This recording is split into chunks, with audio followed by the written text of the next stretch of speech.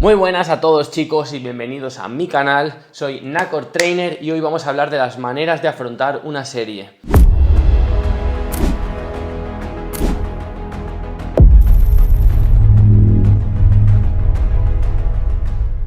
En el vídeo anterior estuvimos hablando de hacer descargas. Estuve comentando que en las etapas en las que se requería de hacer una descarga, lo aconsejable era reducir los kilos con los que trabajamos, reducir la carga externa de las series y empezar a trabajar con un foco más interno. Hoy vamos a hablar de eso, de las maneras que hay para afrontar una serie, y es afrontarla con un foco externo o afrontarla con un foco interno. ¿Qué significa esto? Un foco externo, por ejemplo, en un press de banca. Afrontar una serie de press de banca con foco externo es pensar en mover la barra de punto A a punto B. Y ya está. El objetivo es mover la barra desde el punto A hasta el punto B. Sin embargo, si hacemos ese mismo ejercicio con un foco interno, el objetivo sería sentir cómo se contrae el pectoral, cómo le producimos dolor, cómo le producimos daño muscular y cómo eso va a ser un estímulo que nos va a producir agujetas y tenemos el foco puesto en nosotros mismos. El foco es la concentración. Foco externo, el foco está en la barra, quiero moverla. Foco interno, el foco está en mí. Quiero estimularme el músculo que estoy trabajando, quiero hacerme daño. Entonces, ¿en qué momento hay que utilizar foco interno y en qué momento hay que utilizar foco externo? Los dos son útiles, los dos son buenos y los dos tienen su momento. Entonces, podemos decir cuándo utilizar foco interno y cuándo foco externo en función del momento en el que nos encontremos dentro de una programación de entrenamiento o en función de qué ejercicios estemos hablando. Vamos a hablar de cuándo utilizar un foco u otro en función del momento de la programación en el que nos encontramos.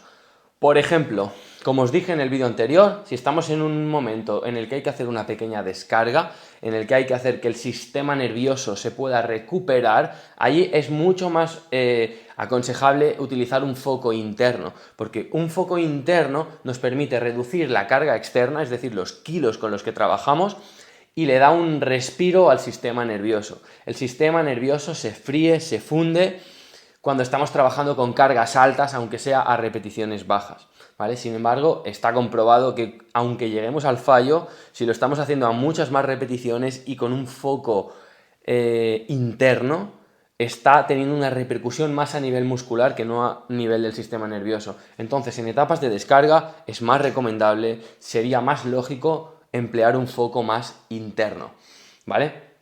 Luego, en bloques enfocados a una cosa o a otra, ¿vale? Si estamos acostumbrados a trabajar muy parecido a un atleta de fuerza, sería muy útil que hiciésemos un bloque en el que lo que queremos es, lo que se suele decir, mal dicho, conexión mente-músculo, pues trabajar con un foco más interno, que nos permitirá, como os decía antes, reducir la carga y tomar más conciencia de lo que estamos haciendo, llevarnos el estímulo mucho más a una zona concreta, ¿vale? Siguiendo con el ejemplo del press de banca, en un press de banca estaríamos todo el rato sin perder la retracción, empujando la barra sin acelerarla con inercia, ¿vale? Sino que pasando por el sticking point con pura fuerza muscular, aunque sea a base de reducir la carga. Mucha gente tiene entendido que lo de conexión mente-músculo es trabajar con pesos muy bajos, a bombeo, todo con cables, pero no, nunca más lejos de la realidad.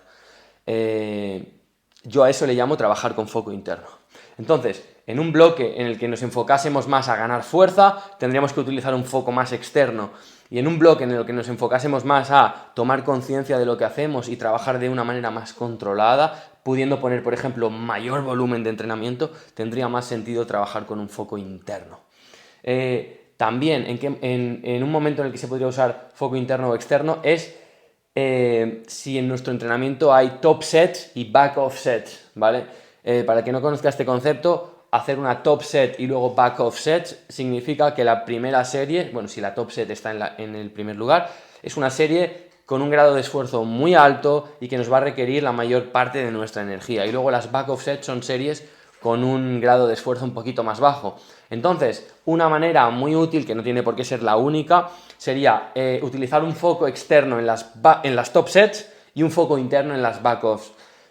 A mí es una manera que me gusta mucho trabajar. Emplear top sets a un rango de repes, por ejemplo, entre 8 y 10 repes, con un foco tirando más a externo. Es decir, entre 8 y 10 repes quiero ahí utilizar mi ego y mover la mayor carga posible. Luego en las backoffs me muevo en un rango un poquito más alto de repes, quizá entre 10, 12 o 14, y ahí reduzco bastante la carga y empleo un foco mucho más interno.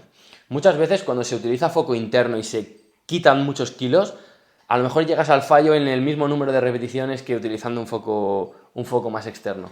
Es decir, hago un press de banca, 120 kilos, me hago 10 repeticiones con un foco externo. Ahora bien, me pongo 85 o 90 y trabajo con un foco interno y a lo mejor llego al fallo en el mismo número de repeticiones. A lo mejor solamente me hago esas 10 repeticiones, porque el hecho de trabajar con foco interno te permite ser mucho más estricto y entonces también llegamos al fallo muscular antes.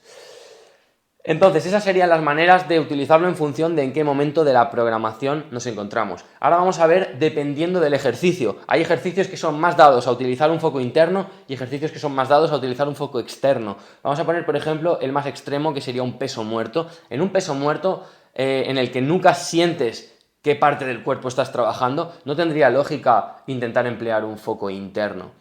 Podría tenerla en un rumano, en un piernas rígidas, ¿vale? Por ejemplo, trabajar con menor carga, mayor control, intentar notar, por ejemplo, pues la cadena posterior de la pierna.